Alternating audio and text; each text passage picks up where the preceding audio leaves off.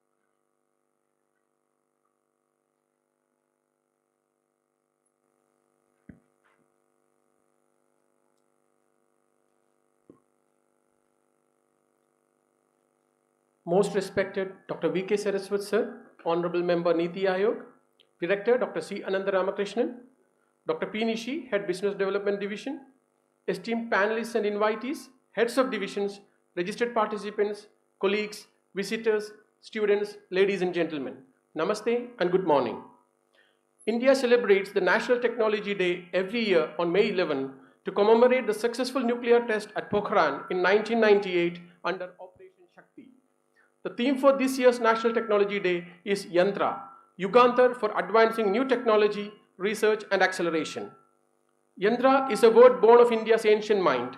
It's more than a mechanism, more than a machine. It's the rhythm of reason, the geometry of thought. It's where structure meets spirit and innovation flows through the veins of tradition. It speaks of systems in harmony, synergy made tangible, and solutions that scale with the dreams that they serve. Yugantar, the shift of an age, is not just a moment in time, but a movement in purpose. It marks India's rise not as a follower of trends, but as a forger of paths, a leader of change. From the quiet work of adaptation to the bold claim of global leadership, a journey from potential to power and from vision to velocity. CSIR NIST is celebrating the National Technology Day today to pay our humble tribute in acknowledging the invaluable contributions that has driven India's technological progress and motivate the next generation to continue this legacy of progressive innovation. We envision today's celebrations to invoke and innovate younger minds and impart scientific and technological spirit in all our endeavors.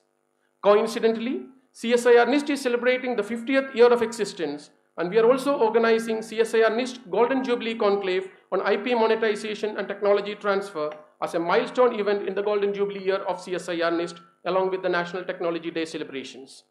Without any further delay, let me request our respected director to accompany today's chief guest, Dr. V.K. Saraswat Sir, to the dais. Let me also request Dr. P. Nishi and Sri R.S. Pravinraj to join the dignitaries.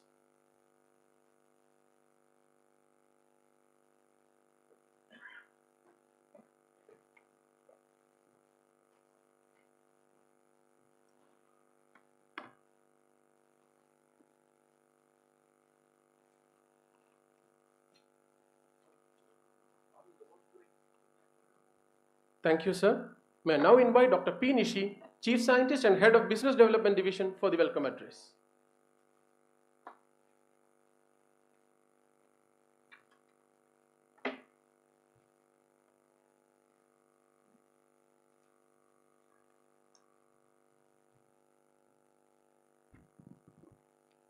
Honorable Chief Guest, Dr. V.K. Saraswat, Esteemed Director, Dr. C. Ananda Ramakrishnan, dear colleagues, Mr. Praveen Raj, industry collaborators, distinguished panelists, and delegates of IP Conclave.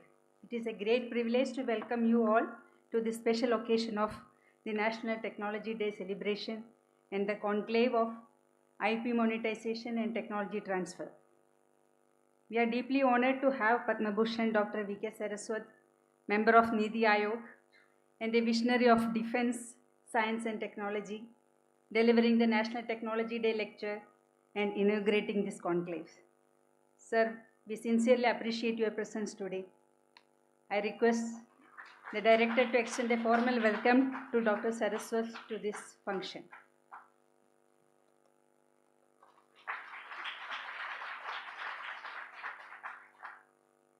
I also extend a heartfelt welcome to Dr. C. Ananda Ramakrishnan, Director of CSIR NIST and Chair of this inaugural session. His leadership has been the driving force behind this event, and under his guidance, CSIR NIST is set to achieve new milestones. Additionally, I am delighted to welcome representatives from Kudumbashri Mission, State Mission, Messrs. AgriPoint G3 Technologies, Innovative Energy Systems Thrissur, Royal Agro Industries Gundur, Andhra Pradesh, Agriware Palnadu, Andhra Pradesh, who will be engaging with NIST to acquire various technologies today. A brief note on the IP conclave. Actually, the core objective of today's discussion is to empower research institutions and industries with efficient strategies for intellectual property protection, assessing commercial viability, and transforming innovations into market-ready products. Our sessions will delve into key themes including IP licensing, monetization approaches, and innovative business models such as special purpose vehicles, spin-offs, joint ventures, and IP-based fundraising. We are privileged to host exceptional lineup of experts and practitioners across the country who will be sharing their insights.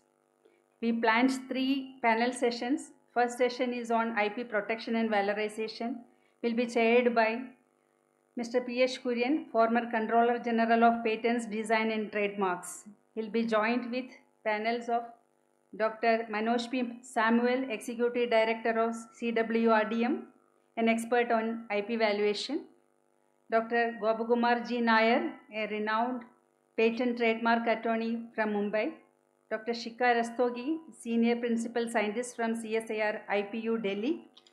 Dr. Pavan Kumar, Senior Scientist at CSIR Institute for Minerals and Materials, Bhubaneswar.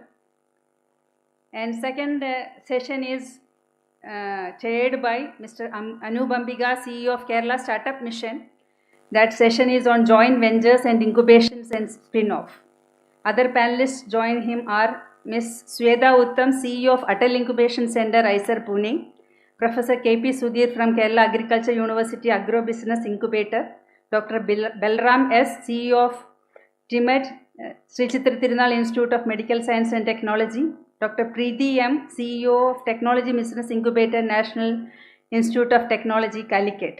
The third panel discussion is on IP monetization and technology transfer. It will be chaired by Professor Padmavati M., IIT Kharagpur, a well-known IP academic. Her panel includes Dr. P.S. Shivakumar, CEO of Technology Incubation Center, ICIR CTCRI, Mr. Riyaz PM, Executive Director of KDISC Knowledge Mission, Dr. N. Venkatachalapati, Dean of NIFTAM Tanjavur, Dr. Sanjeeva Kumar Majumdar, Senior Manager in NRDC. To all our esteemed panelists, thank you for accepting our invitation, and your presence here today elevates the quality and impact of this conclave. Let me also welcome Mr. Praveen Raj, convener of this conclave, to this function, who has actually conceptualized this IP monetization conclave and scheduled it. Finally, a heartfelt welcome to all delegates, industry leaders, innovators, IP practitioners, and researchers from NIST. Your participation is vital and vital for the success of this event, and we hope the discussions and insights shared today will spark new ideas, collaborations, and pathway for sustainable innovation.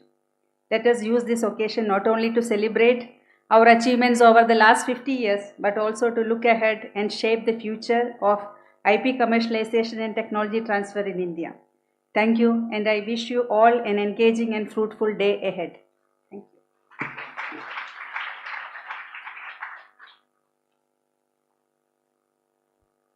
Thank you, madam.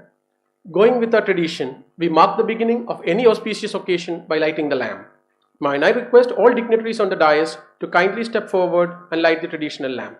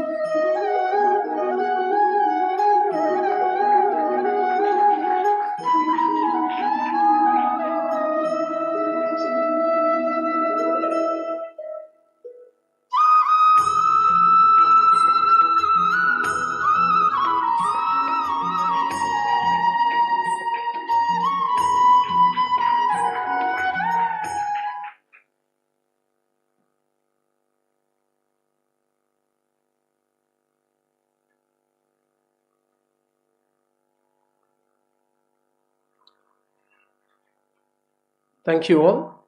Our respected director, Dr. C. Anandaramakrishna's visionary leadership and exemplary dedication continue to inspire all of us. His unwavering commitment to excellence, integrity, and innovation has left a profound impact on the field of food science and technology in India. What began as a spark of scientific curiosity has evolved into a transformative journey, reshaping the landscape of agriculture and food sciences through his pioneering research and thoughtful leadership. In recognition of his outstanding contributions, Dr. Anandaramakrishnan was conferred the first Rashtriya Vigyan Shri Purashkar in Agricultural Sciences by the Government of India, as the Tata Transformation Prize, jointly instituted by the Tata Foundation and the New York Academy of Sciences. Under his able leadership, CSIR NIST has gained credible recognitions in terms of academics, research and development, technological innovations, and outreach programs. A chemical engineer by training, a food technologist by practice, and an administrator by passion, Dr. Anandaramakrishnan has been a strong pillar of support to all the activities at CSIR NIST. With due respect, let me invite our director for the presidential address.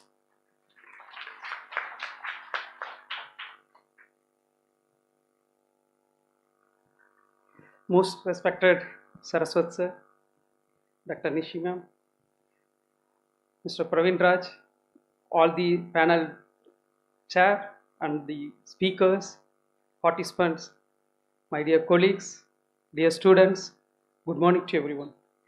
Indeed, a great honor to be there today as a National Technology Day. When I asked Saraswat sir, please come for our institute some time back, he has given the date today. Then yesterday night when I'm receiving, I asked, sir, it's too much, 12 o'clock, he landed at Trivandrum. Again, sir is leaving at again 12 o'clock. And meanwhile, he has only 6 hours sleep. Then I asked, sir, I would have troubled you. No, I committed, I promised, I have landed. Thank you, sir. Thank you so much on behalf of all NIST family. It is a great honor and privilege for everyone to have you here. And just now, sir has witnessed what we developed last 50 years journey of CSIR NIST. A lot of insight, a lot of guidance, not only for CSIR NIST. Sir is the big supporter of the CSIR itself. That today CSIR is doing so much in everywhere people are speaking, and the new vision and new way of looking at CSIR all comes from so many stakeholders, including our Saraswat sir guidance. Thank you, sir. National Day greetings to everyone. And look at last whole week. One thing we witnessed, how our scientists DRDO succeeded on that, how our armed personals worked on that. One of the retired person from DRDO mentioned that India is superpower in missile technologies. So many people are credit for that. One person behind that success is that ours, V.K. Saraswat sir. Today everybody is shocked how it is so possible, how it has been done. When sir was there in the DRDO, all the architecture has been done. Today the whole world is witnessed the scientific power of India. Thank you so much, sir. And that strength we are moving forward. Welcome to CSA Anis, sir. This is the what we want. So many days we are thinking whenever sir reaches to Sri Chitra, I will go there, I will ask sir, please visit to Nest. Sir will tell next time I will come. Again, next time he will come for board meeting Sri Chitra. Again, I will go there and I'll ask, no, this time, lot of tight schedule, next time I will come. But when I send this one, sir committed. Thank you, sir. Thank you so much. In front of Dr. Saraswat sir, I wanted to commit on behalf of all the CSA and NIST family on the Technology Day. We wanted to deliver 10 game-changing technologies for our nation building for next 2 years' time. Some of the technology already we initiated. We wanted to complete. We wanted to deliver this year and next year as possible to complete all these 10 game-changing technologies. That's most of the technologies first in the globe. Some of the technologies we are re-engineered or we wanted to revisit it. One such technology is the biomedical waste conversion. We know that 2 states are fighting to dumping the biomedical waste, and then handling the biomedical waste is very, very risky. More than that, it has to be traveled more than 500 kilometers, for example, of Trivandrum. It has to be taken from the Trivandrum to the Palakkad or to incinerator. Incinerator is not the best alternative to do that, the biomedical waste handling. So that CSA NIST come up with the unique solution to disinfect and the solidification technology. Initially, it has been developed in the lab scale and we made the very big pilot scale and total automized machine we have developed.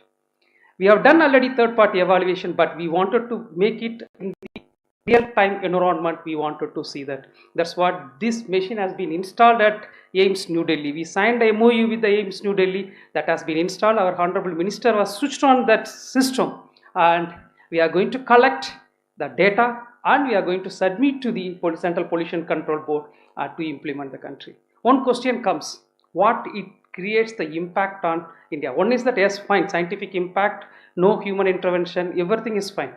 More than that, if you take only example of Delhi alone, 56,000 beds are there. When you are implementing this biomedical waste technology in Delhi, Delhi government, state government, when handling the biomedical waste, they can save 4 crore in a year. That is the huge impact one city. If you think of the whole country, how much amount of the money we can save, more than that, carbon footprint and the handling, all this issue is the one-point solution. That's what CSA and NIST working, and this year itself, we wanted to submit to the Central Pollution Control Board to implement the national. The same technology once is announced, call has come from some other place, Siachen, where our army hospital chief has called us. They wanted one more system to be installed there, because there we can't bury, we can't do the incinerator. They have no other option. So they wanted to fine tune our system because the low temperature operation and high altitude. We are already started developing this machine. Before August 15th, we are going to install one more machine at Siachen, where our army hospital is there. Second technology, this has come Niti Aayog itself. They found huge money we are spending for importing the vaccine oil monitors. One high level meeting called and CSIR was part of that.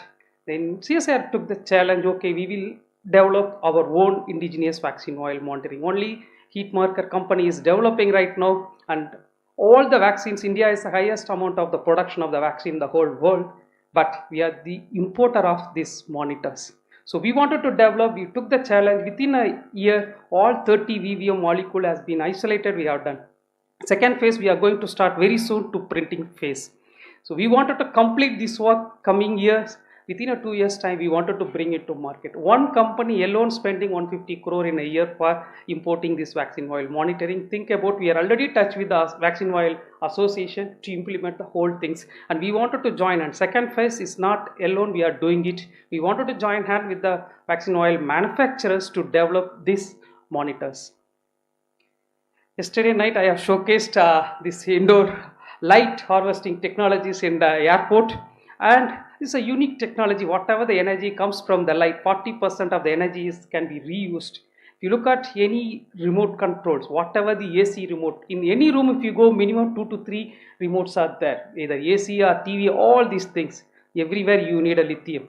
Can we avoid that one? So that's what we try to use, that indoor light to make energy back without battery. That's what we installed at Trivandrum Airport to monitor the air quality monitoring along with that unique Kerala style art as well. And this also we wanted to expand into the other airports. Now this is what will help. For example, mosquito coils, whatever you are putting the mosquito, that repellent, you no need a power itself. Just this can be run in the indoor light itself. That's what now the second phase we are going to make it convenient to reduce this battery usages and power usages wherever it's possible. And another request has come from the DRDO itself to develop the magnesium based alloy for using the bromos where the engine this can be heated, and we have already developed this one. They are very much satisfied with our technology what we made, and we are going to supply 15 coils for the DRDO. We are working very fast mode in the green hydrogen as well. So very late we started this area. We wanted to move on faster mode. One is that already we installed in Trivandrum Airport 500 kg of the waste. We are generating the electricity from the gas food waste digester we have put, including our institute, our canteen waste we are converting into the gas. But our water also waste. Can we split this water into the hydrogen energy? That's what we made it this pilot scale system at our CSIR NIST. Wastewater, industry water, domestic water can be converted as the hydrogen energy. That's what we are working, and also we are part of the 2 hydrogen valley approved by the government of India. One is the Pune valley, another one is the Kerala. We are part of Kerala hydrogen valley along with the IIT Palakkad and UNERT Kerala government. This is the mainly we are looking at industry wastewater splitting into the hydrogen. Then we wanted to use it. Kerala government wanted to use for the buses, KSR buses going to run with the hydrogen. So we are part of that big mission of central government combined with the state government, and it's going to be happen in this year itself. Just now our Professor Saraswat sir seen that type 4 cylinder. It is the huge challenge for India. Yes, one side we are producing the hydrogen, but the storing and the transport is a big challenge, and the cost. If you make it as strength or the thickness is more, cost will increase and the weight also will increase.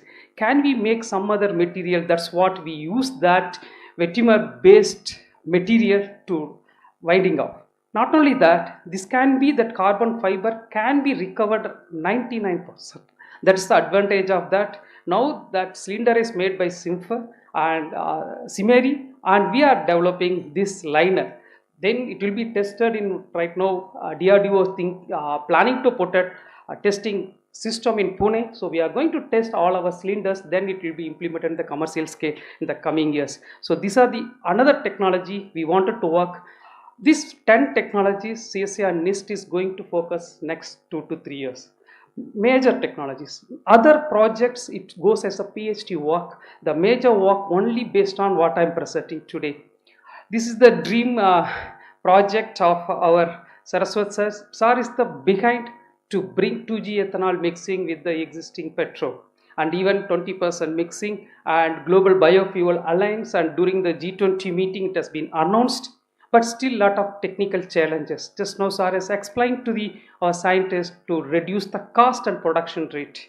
Main challenge is that enzymes. Enzyme we develop along with the NCL, it is working really well compared to what is the commercial enzyme. But production rate and the cost, both we need to work. Sir, we are assuring to you, we are continue to work on this. We are the one first started building the India's first pilot plant on 2G ethanol.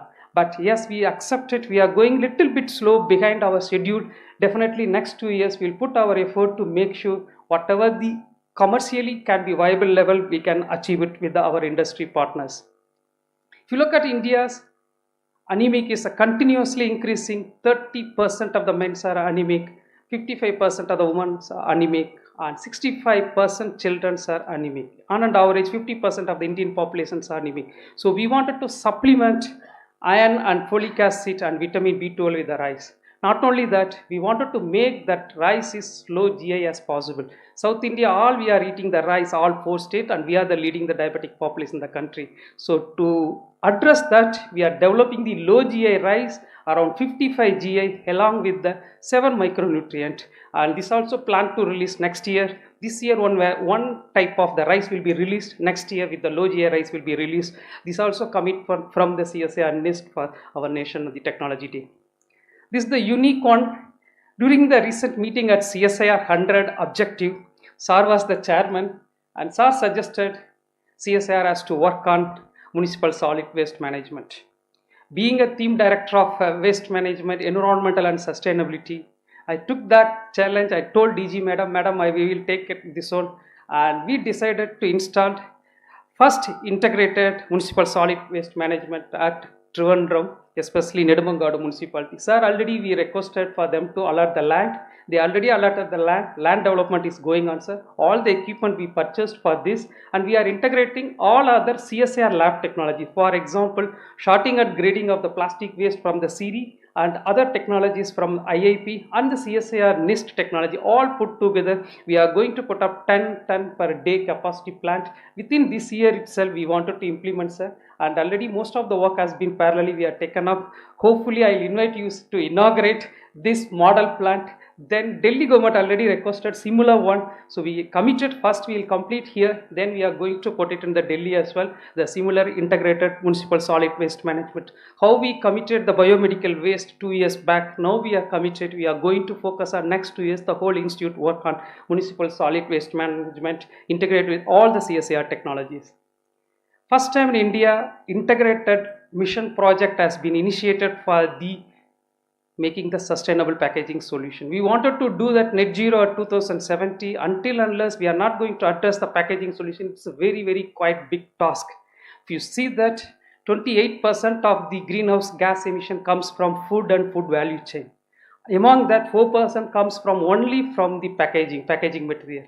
Ready to cook market is increasing more than 24%. That means packaging load is increasing. So how to solve this problem? Because of multi-layer packaging, every minute 15,000 multi-layer packages purchased and dumped in this country. So we need to address for that. We started along with the 12 CSIR institution and then more than 20 industry partnering with this mission program. One is that developing alternative to Tetra Pak, low carbon recycle, because single use plastic we have the biopolymers, but this also goes with the existing polymer. We are not able to recycle that. We are looking into that along with the company, and also alternative to PET bottle. Chennai High Court ordered, can we have an alternative to plastic pouches for the supply of milk? We don't have a solution for that. That's what we are looking into that. Not only PLA, PBAT and other combination material, we are going to look into that. And smart packaging with the indicators and national testing center for all the biodegradable testing center going to be established at CSIR NIST this year itself. Before this year end, October, we wanted to conclude our Golden Jubilee celebration. That time, this biodegradable testing center will be established at CSIR NIST. It's totally integrated system. These are the product. I'm not going for that. If you see that, instead of plastic, we are going for the paper. Paper is not a good alternative because deforestation, 15% you cut the tree, that led an extra pollution, and that is not going to be a bigger solution. Can we use even paper cups? That's what idea we are developing the different bioresins coating for that. And this is what I wanted to showcase. One is that PBAT and PBAT cellulose bottles, 100% biocompostable material we developed. Target is 15th August. We wanted to release these 3 technologies. One is that alternative to the glass bottles, especially for the hospital environment. So our scientist has developed coir-based reinforced BPAT bottles, and then PLA-based bottle also we made it. This can be the game-changing technology. So this will be released coming 15th August. What we have planned to do that. And smart packaging and indicators, change in the pH indicator, spoilage indicator, all we are going to develop with the different packaging conditions for the food and other applications. This is the what it's going to be established in this year itself. Biodegradable testing center, both aerobic and anaerobic testing, on all the testing facilities will be established CSIR NIST. The last, early detection of the cancer. Already our Saraswati interact with the scientists, has suggested more data is needed. We are working very closely with Adyar Cancer Institute, and ICMR is given funding. We wanted to generate more data because this is the based on the AI based. We need a data input is more. Hopefully we will complete this because the cost should be less than 100 rupees for the testing of the cancer from the blood, not from the biopsy. That's what we wanted to do. All 5 type of cancer testing can be, early detection can be done using the surface enhanced hormone spectra. That's what we tried to do that, and we'll complete this project within another 2 years time. Sir, these are the 10 commitments given by the CSIR NIST on the technology day. Definitely we can do it. And the new initiatives, one such initiative, our Honorable Chief Guest was inaugurated Center for Sustainable Energy Technology Division here. And you can look at that indoor light harvesting, hydrogen energy, all we started under that one roof. So we are moving on to that. Thank you so much, sir. You started that division at CSIR NEST.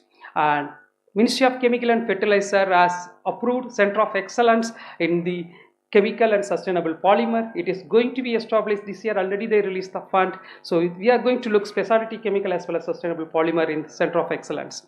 And Center of Excellence in Ayurveda, already money has been released by the CSIR. This not only for the quality testing of Ayurveda product, we are going to look into that how we can manufacture the Ayurveda product, because Kerala is being a hub of Ayurveda. This we wanted to do it another couple of years time. CSIR Innovation Center, already 7 incubators are housed the startup in our institute, and due to huge pressure, we wanted to make it another 20 incubators can house here. So this building has come just adjacent to this auditorium, and delay from the contractor. It supposed to inaugurate today. We could not do that. Maybe within another month time we can able to inaugurate and house another 20 incubators under new innovation complex.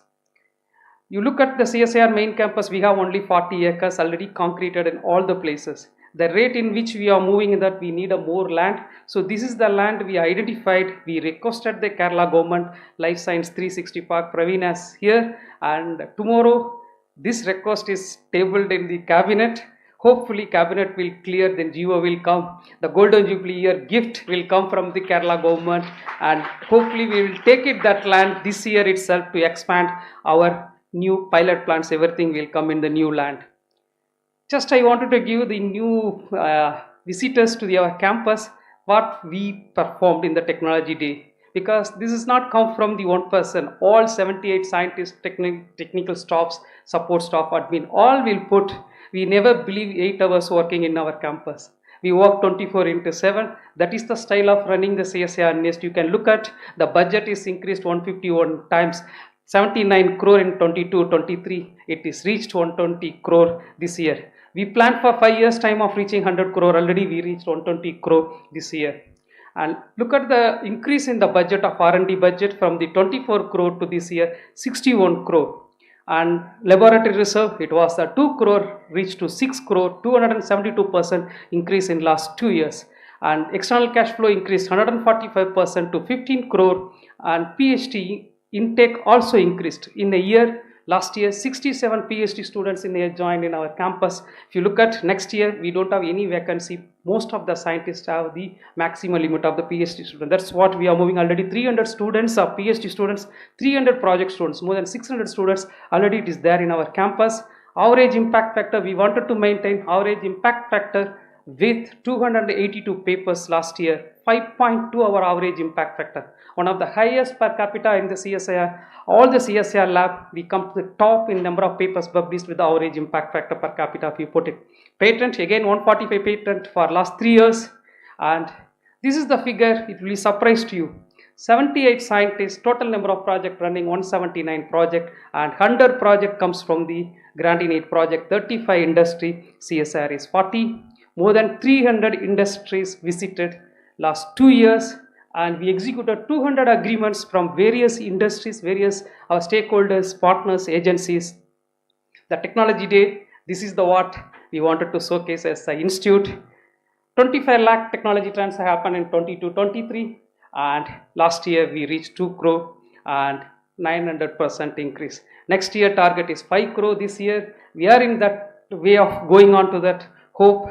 Next year technology day celebration we can give still better figure than what I presented, with the confidence of all the scientists, students, technicians and our support and all the system, especially CSIR. Director General is always support CSIR NEST, and wherever we are asking whatever the help, Madam kind enough to support CSIR. That's what all these indicators and the technology transfers and the new initiation has happened. Once again, thank you so much for everyone. Greetings to the technology day, greetings to all. Thank you so much, sir, being with us today.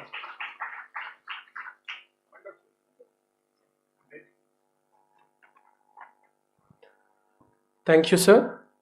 We are exchanging a few agreements for technology transfer with our industry partners in the august presence of our distinguished chief guest. I request our esteemed director to exchange the MOUs. CSIR NIST is entering into an agreement with Kudumbashree State Mission, Kerala on fruit roll-up, value-added products from jackfruit, millet-based instant products, syrup from natural sources and banana grids.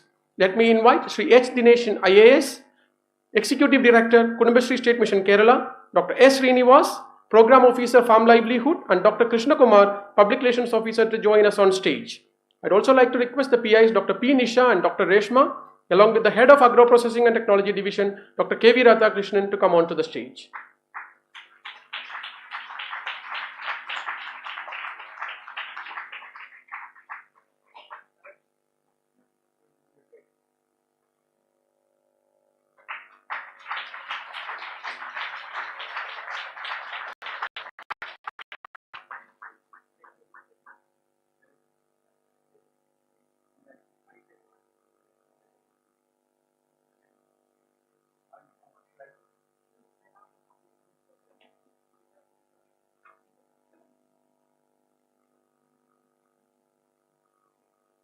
CSIR NIST is transferring our indigenous technology, Jaivam, engineered microbiome for rapid aerobic composting of organic waste, to AgriPoint G3 Technologies Private Limited, Alapura. May I request Mr. Ranjit Das from AgriPoint G3 Technologies, Dr. B. Krishna Kumar, the PI and the Head of Environment Technology Division, to join us for the MOU exchange.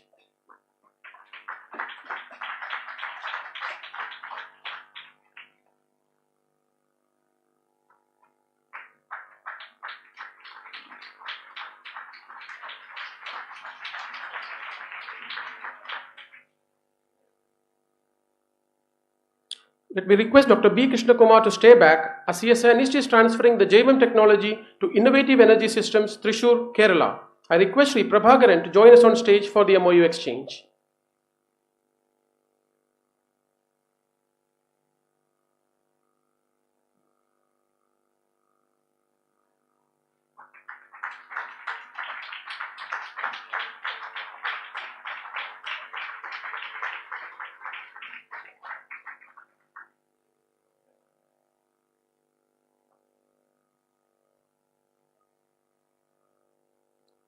CSIR NIST is transferring one of our most successful technologies, biodegradable tableware from wheat and rice waste, to Royal Agro Industries, Guntur, Andhra Pradesh.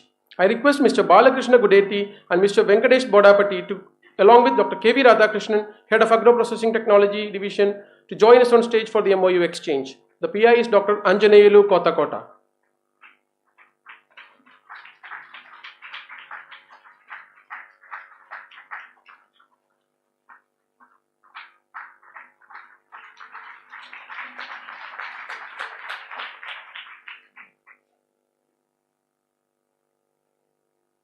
I request Dr. K. V. Radhakrishnan to stay back, as we are transferring the same technology for biodegradable tableware from wheat and rice waste to Agriware, Palnadu, Andhra Pradesh. I request Mr. Chaitanya Rayudu from Agriware to join us on stage for the MOU exchange.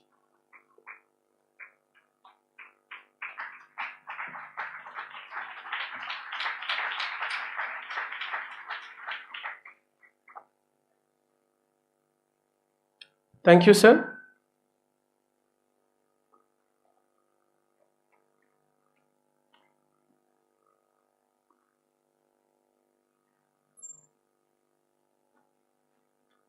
Today, we have gathered in presence of a towering figure in Indian science and technology, who requires no introduction. A man whose career is not just a chronicle of achievements, but a testament to vision, resilience, and nation building. We have the privilege of introducing Dr. Vijay Kumar Saraswat, a name synonymous with strategic innovation, scientific excellence, and unwavering service to the country. With a master's degree in mechanical engineering and a PhD in combustion engineering, Dr. Saraswat has served as the Project Director of Prithvi and Dhanush, Director of Research Center Imarat, Program Director Air Defense, Chief Controller R&D Missile and Strategic Systems, and Director General, before raising the ladder to head the Indian defense sector as its Secretary, Department of Defense R&D, and Scientific Advisor to Raksha Mantri, Government of India. Dr. Saraswat has been the distinguished member of Niti Aayog, the think tank of Indian innovation, for more than a decade. From the realm of rocketry to the corridors of policy, Dr. Saraswat has shaped India's technological destiny. As Secretary of the Defense Research and Development Organization, the DRDO, he led the creation of homegrown defense capabilities, from the precision of Prithvi and Dhanush and the power of Prahar and Agni 5 to the shield of the ballistic missile defense system, the speed of light combat aircraft Tejas, and the pride of India's nuclear submarine INS Arihant. His leadership turned complex dreams into sovereign strength. Under his leadership, India fortified the backbone of its nuclear command, building secure and seamless infrastructure for control, communication, storage, and deployment. He guided the skies with the flight evaluation of long-range subsonic cruise missiles, expanding the nation's reach and precision. With a vision turned to tomorrow's threats, he advanced the radar systems to track incoming ballistic missiles and wove a resilient web of command and communication networks to shield the nation. Recognizing the battleground of the future, he laid the foundation for the Cybersecurity Research and Development Center, a crucible for indigenous technologies that defend and deter the digital landscape. His contributions not only safeguard the present, but also shape a secure and self-reliant future. Dr. Saraswat's legacy stretches far beyond defense. With the insight of a scientist and foresight of a strategist, he ushered in a new era of national innovation, championing the biofuel economy, guiding the evolution of coal and hydrogen economy, indigenous production of technical textiles, and spearheading missions in supercomputing, microprocessor design, 5G, and silicon photonics. As Honorable Member Niti Aayog, DAE Homi Bhabha Chair Professor at IIT Hyderabad, and advisor to organizations like IOCL and NTPC, Dr. Saraswat has woven scientific inquiry into the fabric of India's developmental agenda, merging vision with execution and policy with purpose. It's worth mentioning that he has chaired a committee for framing the roadmap for making India body armor, and the committee's report was later used to frame the corresponding BIS standards. He has crafted blueprints not just for machines, but for the future, enabling high-speed rail, next-generation networks, and indigenous R&D ecosystems. His leadership is a quiet force behind many of India's bold scientific frontiers. A recipient of the Padma Shri and the Padma Bhushan, apart from several other awards and fellowships from numerous institutions, and a holder of more than 25 honorary doctorates, Dr. Saraswat continues to be a beacon for those who believe that science, when guided by purpose, can uplift a nation. We have compiled a short video profile of Saraswat sir. May we have the video, please? India successfully tested its indigenously developed intercontinental surface-to-surface nuclear-capable ballistic missile Agni 5 from the Abdul Kalam Island off Odisha coast on Monday. Take command to go to Omni. 3, 2, 1, now.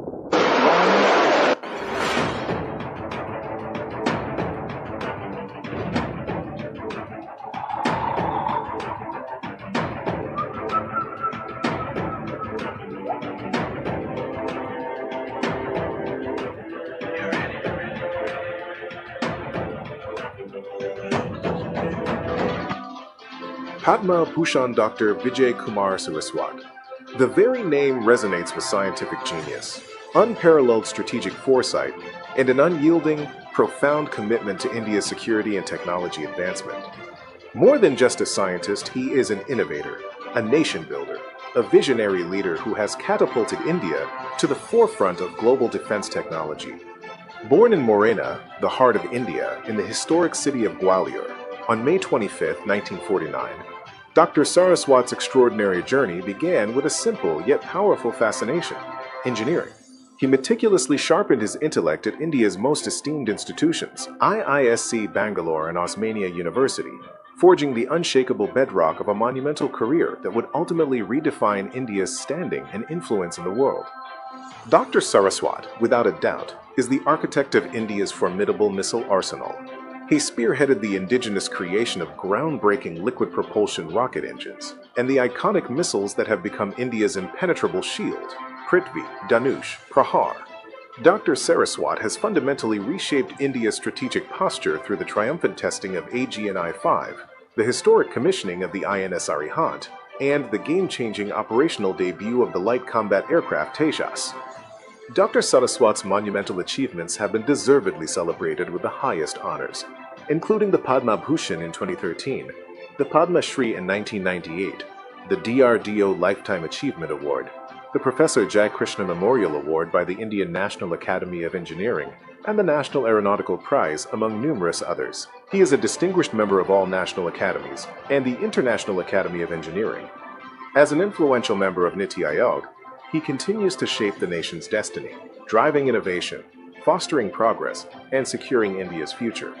Today, Dr. Saraswat continues to lead a diverse array of transformative initiatives that are actively shaping India's future. The groundbreaking methanol economy, the development of advanced technical textiles, and the creation of world-class national supercomputing capabilities. He is resolutely empowering India to become a global leader in cutting-edge technology, sustainable innovation, and inclusive growth. Dr. Vijay Kumar Saraswat's remarkable life stands as an enduring testament to the transformative power of scientific vision, unwavering dedication, and profound patriotism. He is, without question, an unrivaled icon of Indian science, the brilliant architect of India's robust defense, and a driving force behind India's ascendance on the global stage.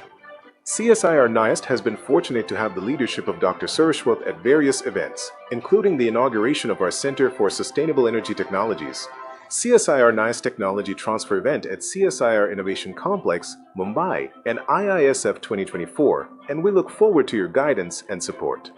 With these humble tributes, CSIR NIST proudly and gratefully welcomes Dr. V.K. Saraswat as the esteemed chief guest for the inauguration of our momentous Golden Jubilee Conclave.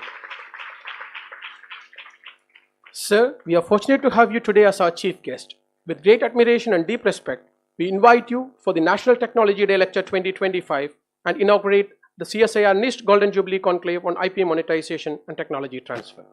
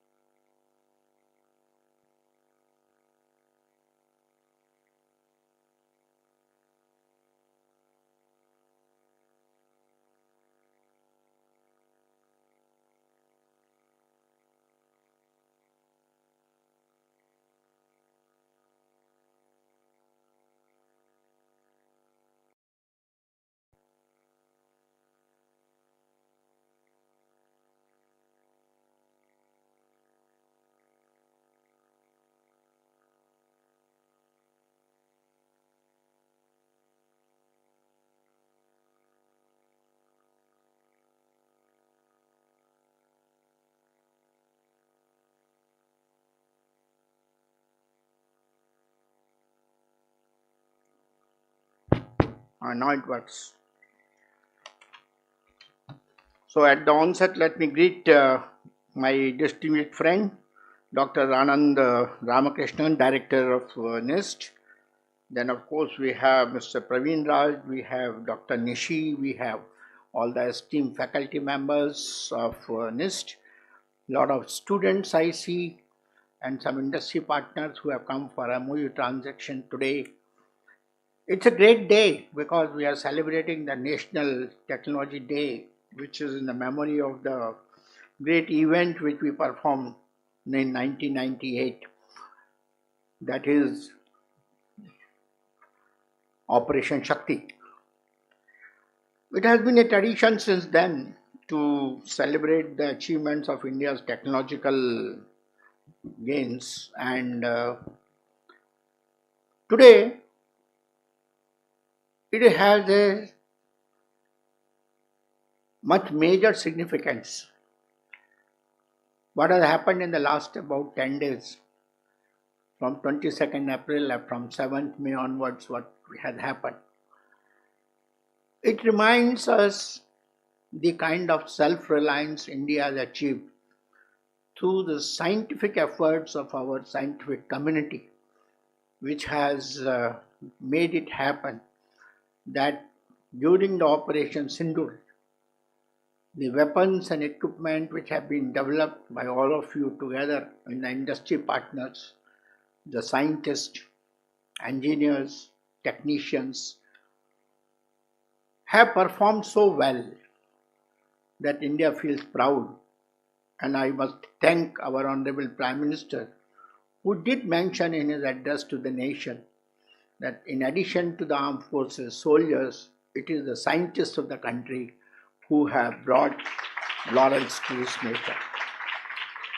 So in that context, I think this Technology Day has a special significance. I have been promising Dr. Anand Ramakrishna that I'll come to NIST for many years. Almost 5 to 6 years I was chairman of the Board of Governors and IB for Sri Chitra Trunal Institute of Medical Science and Technology. I find my friend Vermaji sitting here, who has been a source of support throughout my journey in Sri Chitra. It was very heartening, particularly coming to Trivandrum and interacting with the scientists and technologists in this particular part of the country was a real pleasure.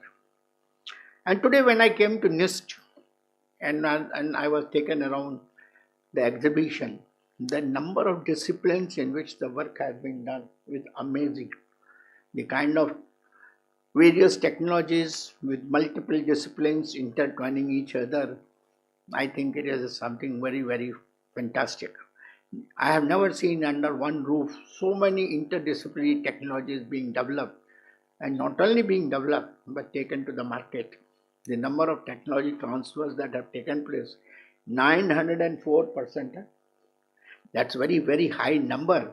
So congratulations to all of you for this wonderful work, and I hope that you will continue to bring laurels to the nation by your hard work, sincerity, and also train the people, the young generation which is standing here. Sorry friends, because of the small size of this particular hall, you are all standing. I am feeling very bad about it, but I think it's an occasion where you can learn more by the way your senior faculty members have developed technology. You are part of this, and you are going to be the future of this country, the youth, and the dividend, what we call as the dividend of the demography what we have, the younger people who are going to take nation to the Viksit Bharat 2025.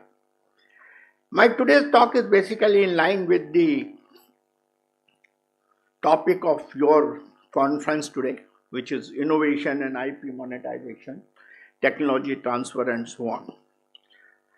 I personally would like to talk to you on various aspects which are related to this particular thing, and those aspects are that India is inching towards becoming Atmanirbhar Bharat. This is the call our Honorable Prime Minister has given. But then the definition of Atmanirbharta varies from individual to individual. Some people think that I should not import anything, then I am Atmanirbhar. Some people think that I should right from the grain, from the soil to the final product. If I do indigenously, it is indigenous. But my definition of Atmanirbharta is slightly different. Where I come from defense, and many of you have also been doing a lot of projects for the defense. I consider Atmanirbharta as the independence from controls of the international community. When we were doing the different projects which were highlighted, and by the way, I must thank you for the nice compilation of the activities of DRDO, where I figure in some way. In those days, we have serious problems. You do one launch of Prithvi or Agni, there will be imposition of missile technology control regime. There will be imposition of trade barriers. Materials will not be given. I was very happy to see some magnesium coil being done by this. I just want to give you a story that in my Prithvi project, I had the wings of the Prithvi. They are made out of aluminum, magnesium, silicon alloy. And we were importing that alloy happily from Germany. When we launched the first Prithvi, they put an embargo. And that alloy will not be made available to us. Now it required us 2 years to develop that alloy indigenously, starting from getting the material of magnesium material from the seawater in Chennai. And Tidco used to be the company in those days in Chennai who will convert that seawater into magnesium ingots. Those ingots I will take to DMRL, who will alloy it with different chemicals and create the necessary product for me. And from that we will do the casting and forging and so on. So that means the self-reliance came because there was a huge pressure of control. So in my opinion, independence from control is what is self-reliance. And it should be in all areas. It could be in the trade. We are signing a lot of free trade agreements these days. And Mr. Trump is saying that you please stop the war, otherwise you will not get the trade benefits. You know, the kind of maverick he is, he talks like that. The resources. What resources we are? You showed me that from Kashmir or someplace, Jammu, you have got a lithium that has been indigenously found and we are mining it. But my friend tells me that it has got only how many ppm? 90 ppm or some number. So as a result, he is not able to get the right quantity. I told him, in rare earths we are getting only 4 ppm. From there we are getting. So it is up to you to develop the technologies. So resources. Technology, of course, is a major problem. Wherever you need technology from outside, and particularly this is valid for electronics and semiconductors and things like that, where majority of our dependence exists there. So there is a huge problem. Like that, many other areas are there where you have dependence and we are subjected to controls. So strategic dependence is crucial in critical areas where dependence weakens what? It weakens your sovereignty. It delays development. That story which I gave you about magnesium plate, it delayed my program by 2 years because we have to develop ab initio that particular alloy and that make the castings for the way. So delay. Like that, many other items were there. But as Dr. Kalam used to say, sometimes under pressure and force, we are able to exercise our gray cells better and we are able to solve the problems which otherwise we would have taken for granted. That it is available, we did not bother. The question is only cost competitiveness. The scale at which you manufacture becomes very relevant in these matters. So it is the limits of delays in development, limits of national innovation. So actually it helps you to become strategically autonomous. You are able to establish a resilient supply chain and your domestic innovation capacity also increases. And if you do this, Atmanirbhar, then you become technologically sovereignty. My friend is making 2G ethanol all by indigenous technology. He is making solid waste all by indigenous technology. So that gives you the technology sovereignty. Now, I just want to give you highlights of how much we are dependent even today on various things which we are doing. You are having problem in the energy security. The problem is that we are dependent on Gulf countries, Russia and USA for our complete crude imports. 85% of India's needs are imported in terms of crude oil. LNG and coal partially, about 26% coal also is imported, although we are one of the largest repository of coal in the country. Technology for oil exploration and refining, we are dependent. And of course, despite the fact that we have a flourishing nuclear energy program, we import some of the nuclear reactor technology from Russia, France and USA and so on. You take critical minerals and rare earth elements. I mentioned to you about lithium.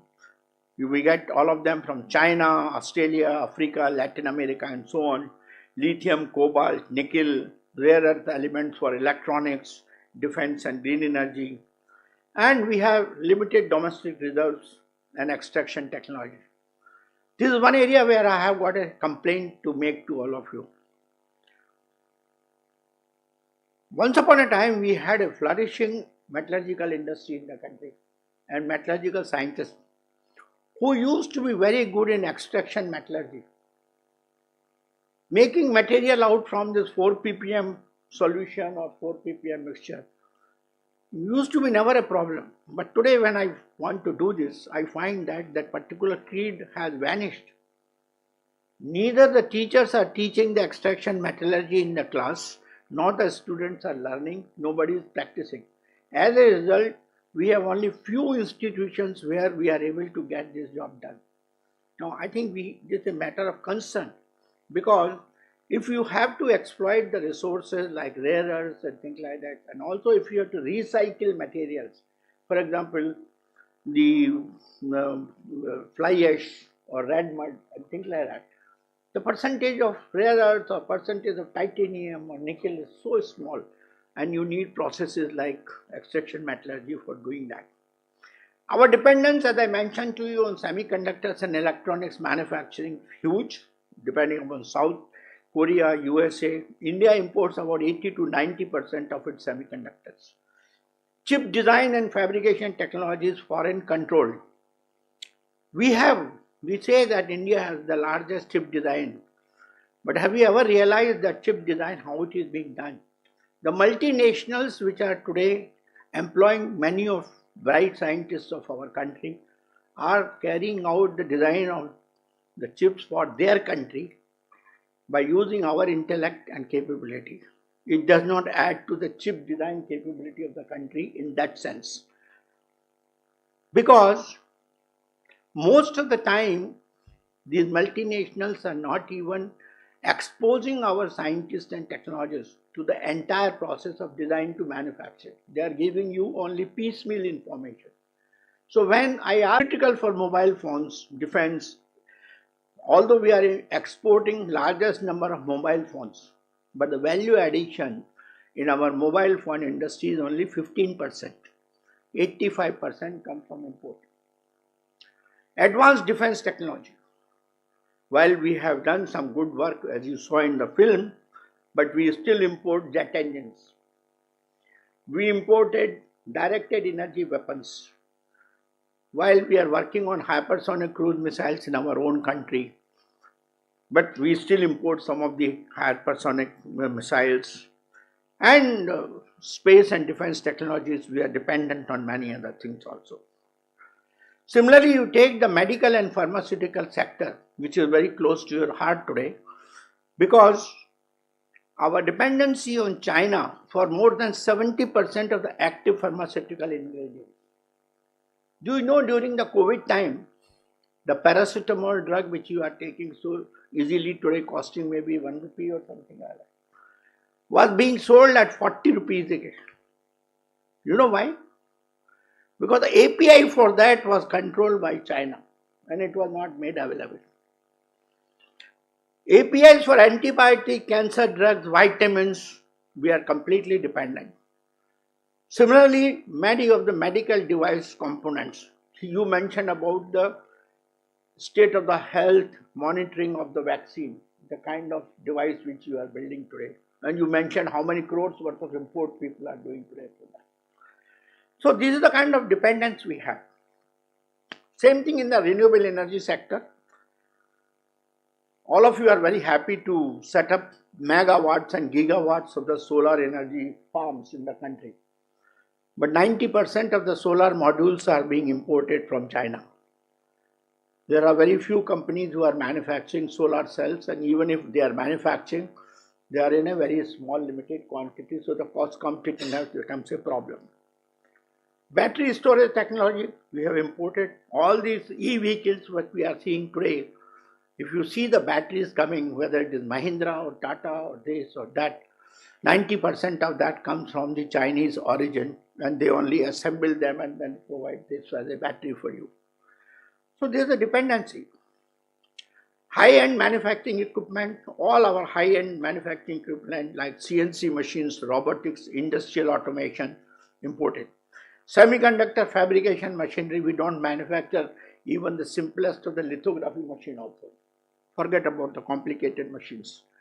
AI and quantum computing, while we are all very good, we are calling ourselves the number 3 and number 5 in the AI technology.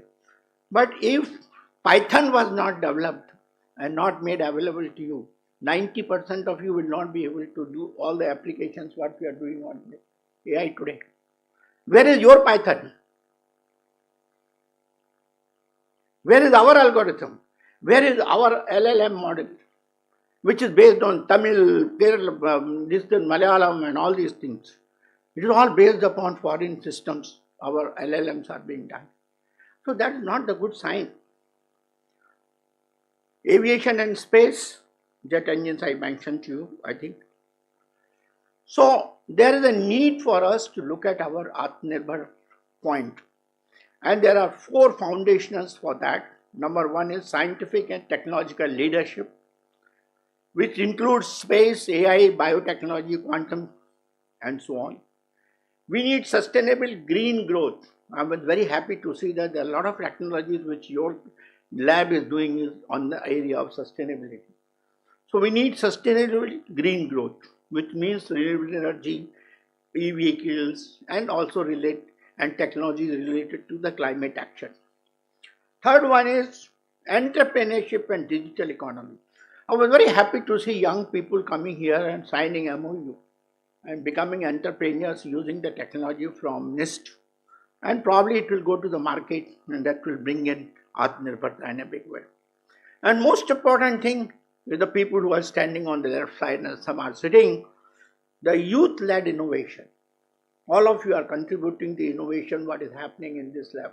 And I'm sure all the 39, 40 or how many, 40 labs of CSIR? 37 labs of CSIR. With every lab having almost 200 to 300 PhD students and also a lot of JRF, SRF and so on. I think the young generation in CSIR is really moving the vehicle of innovation in its big way. So that is going to be the major thing. For that, there should be a good collaboration in university research, STEM education, development, and patent filings. That is the point what we are talking today. So investing in science and technology, innovation is essential for shaping the future and achieving national development goals in line with the vision of the Honorable Prime Minister, Shri Modi ji. Now, so science, technology, innovation is at the core of Viksit Bharat. Because India's transformation into a globally competitive, self-reliant economy hinges on creation, protection and deployment of indigenous innovation. We should do that. And what is our national priority there? Our national priority is reducing import dependence. So for that we should do indigenous design and manufacturing in semiconductors, defense technologies, biopharma, AL, ML and so on, AI, ML and so on. We should strengthen our R&D ecosystem better than what it is today, for which we should focus on deep tech research. In fact, I have a complaint to make. The complaint is, if you look at the number of innovation, the number I will mention to how many innovations, how many startups have come up in this country. 80 to 90% of the startups are in the service sector. That means they are building applications on available algorithms which are available in the market, whether it is fintech or it is communication or retail or e-commerce or whatever that. These are service sector. But when you are looking at deep tech innovation, I was very happy to see young startups doing space vehicles, satellites, Agni-Cool, these kind of startups which are doing wonderful work. But this percentage has to go up. And same thing is there for robotics, same thing is there for advanced materials. We have to work on that. Another part is enhancing our national security. You have seen what happened in the last 7 days. It is important that in addition to capability, which we have built through our R&D effort, I think the capacity also has to be increased. We should be enabled to produce large quantity of these systems. Did you notice that Pakistan had taken more than 1,000 drones from Turkey? Out of that, they launched 500 on us. I don't think if I take all these companies in the country, about 25 or 30 who are engaged in the drone manufacturing, if I put all their output together, will not lead to 1,000. 20, 30, that is the kind of a number we make. So capacity is very important. And finally, we have to build economic growth, and that has to be innovation-led MSMEs. Happy to see many of you who are present here. R&D startups are needed, and we have to generate local IP. Each one of you has to generate local IP, and that will give you jobs in frontier sectors. So science, technology, innovation is a force multiplier that connects national resilience, economic dynamism, and strategic autonomy. And it is an enabler for Atmanirbhar Bharat because it leads to industrial expansion, it makes market-ready innovation, it will have digital and green transition, and it will have job and enterprise generation. That is what is going to happen. I just mentioned to you the numbers. India's position in the Global Innovation Index in 2014 when I joined the Niti Aayog was I think 76 or 80. Today we are 39. Third largest startup ecosystem we have in the world today, country. 3+ startups added per hour in 2023. 180 unicorns. 153,000 startups as on November 2024. $12 billion raised in funding in 2024. And in the last 2 decades, the number of research publications increased from nearly 20,000 to 150,000. That is the kind of number increase there.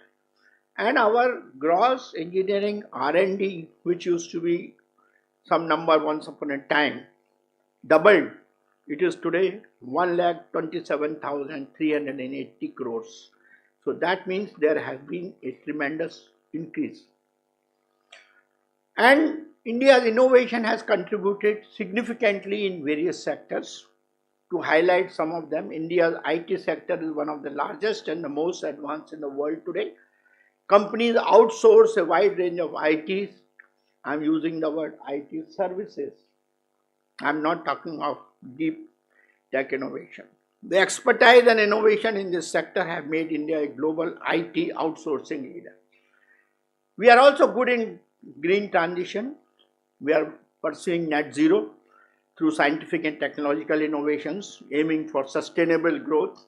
India has become global leader in solar energy production, unfortunately with 90% import. But as far as capacity is concerned, I think we are number 3. India is a global leader in the production of affordable and high quality generic medicines. That's why now era of generic medicines has started today. The branding is going away. The country has also made significant strides in the development of cost-effective vaccines, contributing to global health and equity. Similarly, the strategic sector, if you take nuclear, space and defense, I think we have done very well. The testimony of that, what you saw in last 7 days, our satellites were tracking each and every activity it was taking on a 24/7 basis. Our air defense systems were working from defense. Our nuclear arsenal was ready. We have nuclear arsenal. If required, we can use it. All these missiles, what you saw, Agni, Prithvi, Dhanush and all that, they are all strategic missiles ready. But we have also built Akash missile, we have built LRSAM, we have built MRSAM, we have built Pralay, all of them are tactical missiles which are being deployed in this kind of. In the nuclear energy area, while today we are about 8 gigawatts of nuclear power, we are setting up more than 23 PHWR reactors today, tripling the contribution of nuclear energy. Space technology, I think we are one distinction which is from the soil of Kerala that happens is the cost-effective approach for doing international missions like Chandrayaan, Mangalyaan and so on. I think we have really earned a reputation of very cost competitive. Same thing in the defense. Our systems compared to the imported systems are 1/5 of the cost. So when we do that kind of innovation, I think we are doing well. Biotechnology sector, 800 billion in 2022, projected to reach about 150 billion by 2025, 9,000 plus biotech startups. Semiconductor industry, while we are lagging, currently imports about 80% of the semiconductor needs, but government has launched a 10 billion semiconductor PLI scheme, and as a result, now NXP Semiconductors, Vedanta and Tata are investing more than about 1 billion in semiconductor R&D. Artificial intelligence sector, we rank number 5. AI-driven startups have grown 14 times since 2018. AI workforce is projected to reach about 1 million by 2030. So that is the kind of growth that is taking place.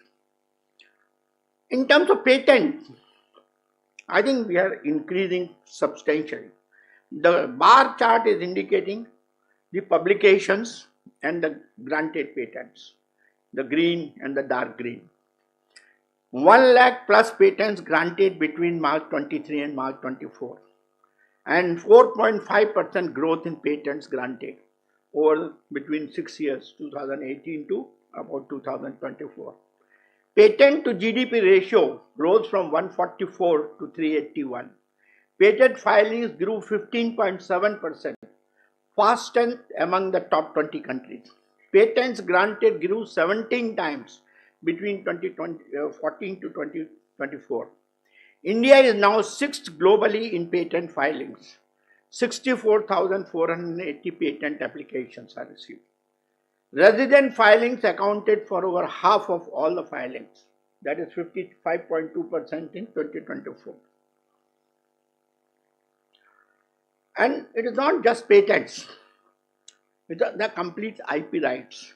The IP right consists, many of the experts are sitting here who are lawyers in this area. You have copyright, you have patents, you have trademarks, you have performance rights, you have distance rights, you have design rights.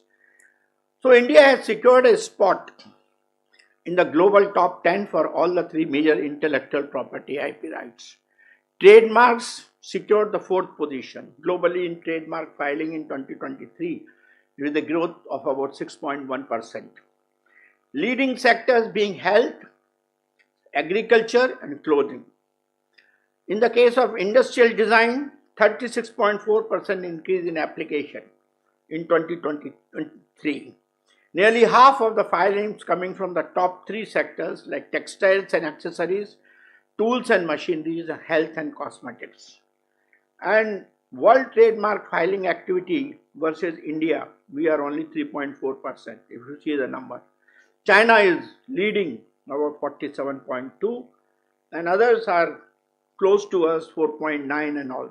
You see the kind of growth China has done in terms of patent filings.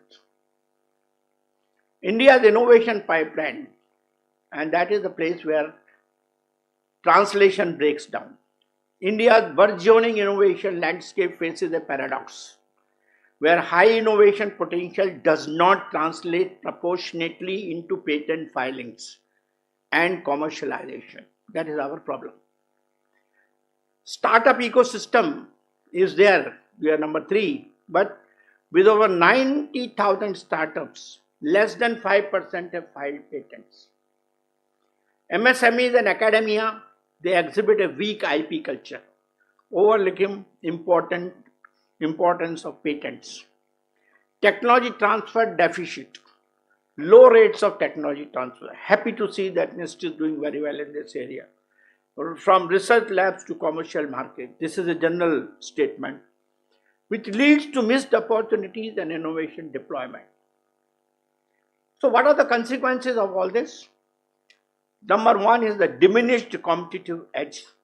Innovation remains unprotected, making them vulnerable to imitation and reducing competitive advantage. We also lose on economic value. Potential revenue from licensing and commercialization is forfeited and impacting economic growth. Innovation drain.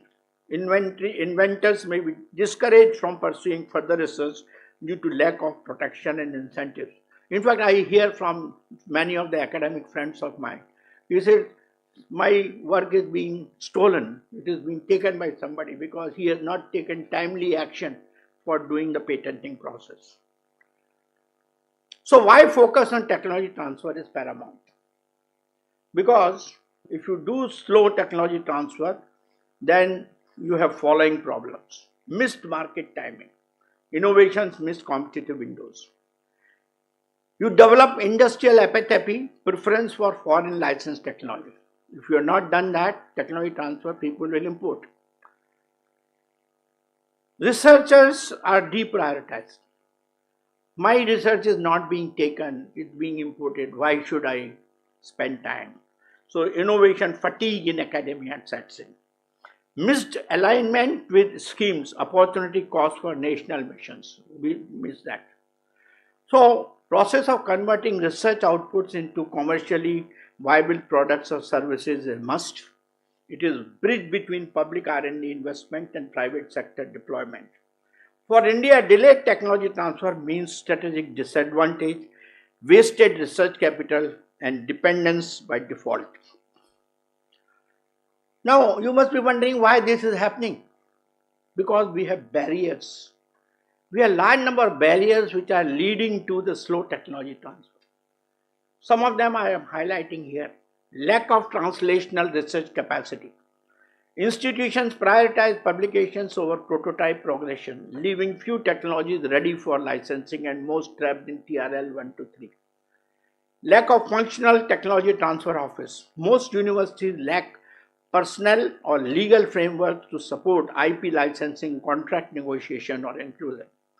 In fact, we should all thank Dr. Mashelkar, who started the process in CSIR way back in early 2000, if I'm not wrong. That the culture has set in, something is moving in that direction. Public research silos, poor linkage between research labs, MSMEs and industry scale partners. And legal and ownership ambiguity, no national IP valuation framework, lack of clarity on licensing terms and ownership, debtors, investors and slow adoption. These are some of the barriers. So IP, technology transfer and monetization. IP is the legal and the strategic foundation. It protects invention and makers and makes them transferable, investable and defensible. Technology transfer is the conduit. It creates the mechanism for movement from labs to firms. And IP monetization is the destination. It is where ideas convert into products, companies, royalties and economic growth. So this is the entire part of the technology transfer, right from research and development to new idea to IP protection to licensing and the public use and utilization. Now that you people are also discussing monetization of IP. Turning innovation into revenue. So what is IP monetization? The strategic process of delivering financial value from IP assets, patents, copyrights, trademarks, industrial designs through structured commercial arrangements. Just now you had some commercial arrangement being signed. So why it is strategically important? Because it leads to revenue generation for R&D reinvestment. It helps incentivize for translational research. It helps in commercialization of the public funded institution. It also helps start a formation of IP driven entrepreneurship, and it also helps into national innovation return on investment. There are various models of IP monetizations. Licensing is there, franchising is there, joint ventures, strategic partners, sale of IP. It is not just about income, it is about embedding innovation into the economy. It ensures that IP delivers value through market deployment. It is portfolio strategy. The method must align with the technology's maturity, institutional priorities, and market dynamics. Licensing allows third parties to use IP under defined terms. Most common form of monetization in academic and government labs. Scale up of IP is a complete transfer of ownership rights to another equity, used when institution is not positioned to scale or deploy the technology itself. We sell the IP. Enables one-time capitalization of the innovation output. Franchising is combines IP with the business model replication, often used for brand heavy or process oriented innovation in food, retail or service models. Scales innovation without direct capital expenditure. Securitization is IP assets used as a collateral for financing. Enables access to debt instruments based on IP portfolio. Still underdeveloped in India but growing in IP rich sectors. Joint ventures, all of us work on that these days. IP pulled into a new co-owned entity that's called a joint venture for commercial purpose. Useful for deep tech commercialization. This is one area where I will promote more and more because that is one thing which is lacking in our country. Strategic partnerships, long-term collaborations, India-Russia collaboration, India-Germany collaboration. These are long-term collaborations where IP is shared for co-development. Common in pharma, AI and clean tech sectors, may involve revenue sharing models or milestone-based payouts. There are bottlenecks in IP generation. Patent pendency. backlog of patent applications, leads to extended examination periods, delaying innovation commercialization. There is a shortage of examiners, leading to slow processing times and an increased workload per person. Legal complexities are very high. That's why many of you have got a lot of jobs. We have got IP lawyers, we have got trade rights lawyers and all that. Because the whole process is so complex. Navigating the intricate legal framework for patents can be challenging. Affordability of filing, high cost, every duration for which the IP has to be supported. So cost is very important. But India is taking a lot of steps in supporting this whole thing, and government schemes, many of you are aware of them, are supporting commercialization. These barriers in IP monetization and technology transfer requires more than institutional intent. It demands catalytic policy instruments that can align innovation outputs with economic outputs. There are government schemes like Atal Innovation Mission, now ANRF, Startup India, National Initiative, Harnessing Innovation Nidhi, NEP 2020, Inspire program, PERS program. Many of you are using some of these facilities, and many more are there. Now, how to use these initiatives for commercialization? That's important. There are a few steps I would like to share with you. Identify and marketable research idea. Focus on translational research, assess commercial potential, and filing for patent IP protection. Step 2 is secure early stage support through research grants from various agencies which I highlighted. Third one is connect with incubators to develop a business model like Nidhi and TBI, BIREC and BioNest. Some of these are the agencies where you can develop connection. Then you have fourth step is through government-based startup funding, which all of you are looking for today. Fifth one is go-to-market strategy and industry collaboration. Get regulatory approvals, pilot with industry partners, like what you are doing today. Step 6 is scale to a high-impact deep tech startup. This is my first love. Accelerate with global funding and expansion. Apply for Series A/B funding via Indian deep tech VC networks, global startup challenges, manufacturing and deployment via Make in India and Digital India initiatives. So this institutional framework for scalable IP commercialization is national IP exchange should be there and valuation framework should be created. A standardized valuation methodology to enable pricing, bundling and credit collateral. There should be a human capital for technology transfer, institutionalization of professional roles such as innovation managers, patent valuation analysts and licensing officers should be put in place. Model licensing and IP governance framework should be created, where deployment of a national model IP licensing toolkit leading to eliminating current fragmentation across ministries, universities and labs, which will lead to an investable IP ecosystem, institutional agility and predictable commercialization pathway. So there is a phased innovation strategy for Viksit Bharat.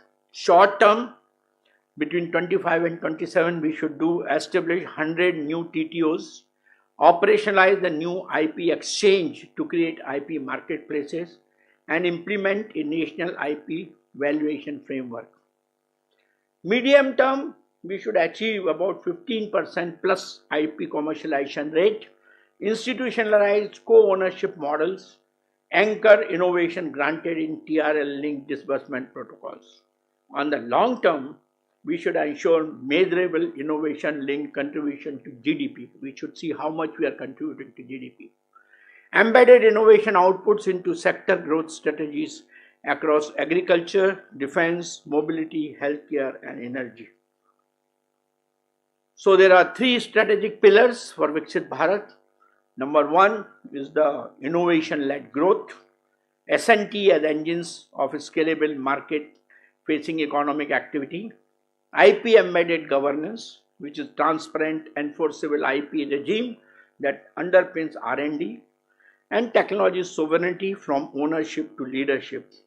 India's pathway to Atmanirbhar Bharat cannot be paved by invention alone. The future will be defined by the ability to convert innovation into value. It requires an ecosystem where ideas are protected, technologies are transferred, and knowledge is converted into national capability. To conclude, I would say Viksit Bharat IP has a strategic connection. IP intensive industries contribute over 40% to GDP in the OECD nations.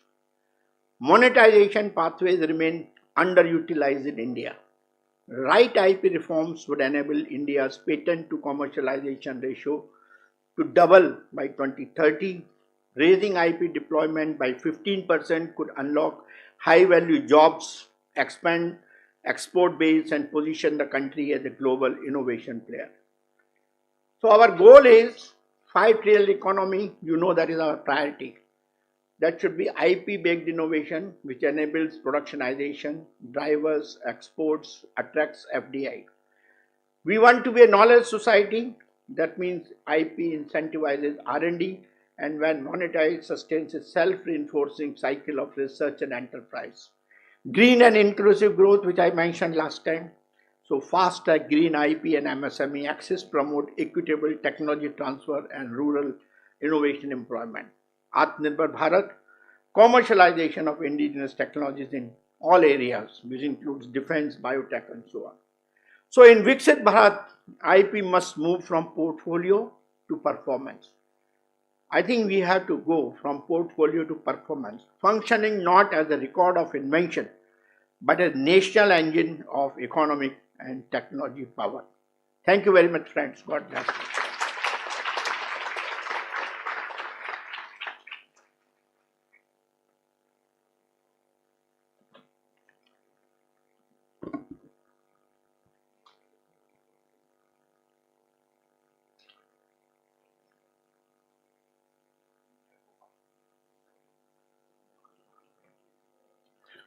Thank you, sir.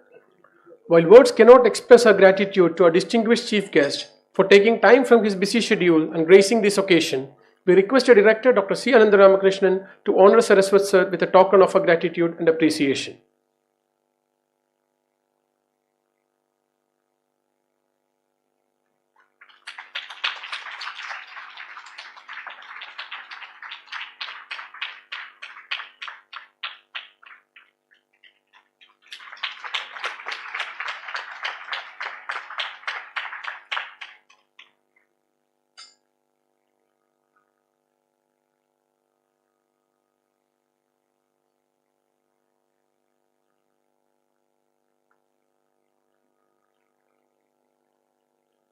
Thank you, sir.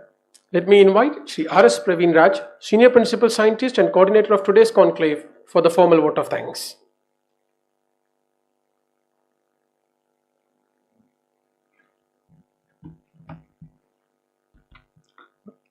Honorable Chief Guest and Member Niti Aayog Dr. V.K. Saraswat, respected Chair Dr. C. Ananda Ramakrishnan, Dr. P. Nishi, all the distinguished panelists, other representatives, industry representatives. We have a great son of soil today as our chief guest. As the great patriot, I should also say technology warrior, if we can coin such a word. So it is so great that we could listen to him. More than a technology lecture, it happened to be a very solid keynote lecture for today's sessions. He has elaborately detailed all those things. Such a great thing. So we are so happy to have you here as a chief guest today, and we are so honored. We are honored to have you here. Greatly honored. And he landed yesterday to the room. He went at 12 o'clock, and now 12 o'clock he has to leave. Great commitment, sir. Very great commitment. We are all indebted to you. Thank you, sir. And you all listened to the presentation of our director. He's a true leader. Dr. C. Ananda Ramakrishnan is a true leader and also a strategist and a visionary.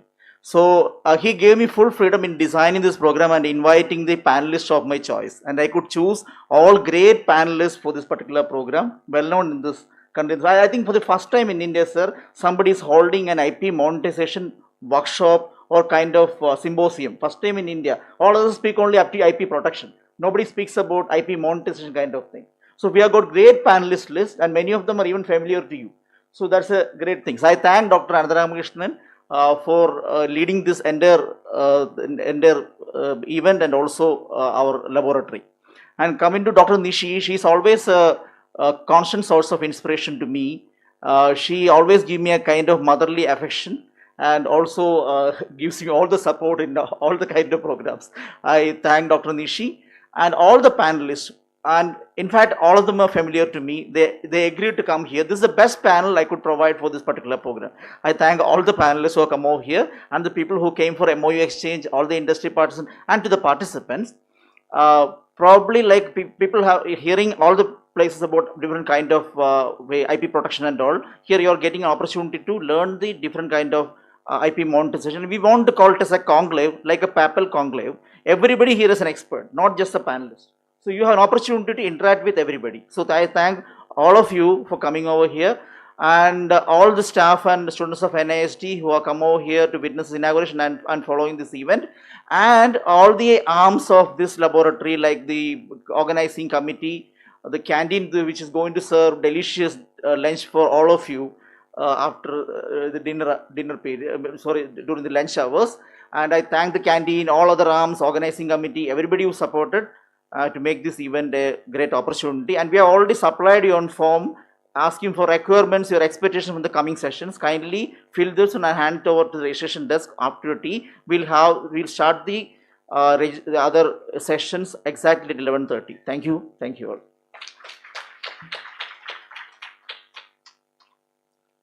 Thank you. That brings us to the end of the program. We believe that it was indeed befitting to have you all with us today. Have a good day and goodbye. Please raise for the national anthem.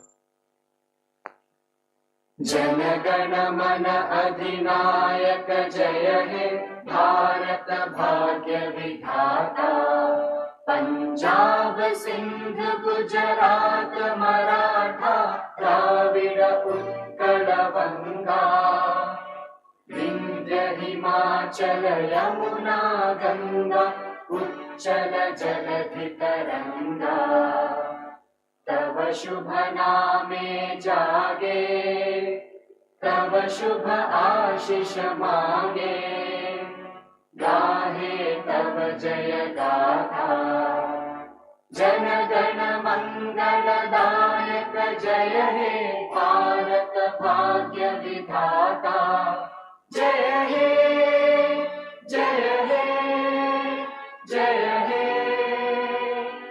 जय जय जय जय हे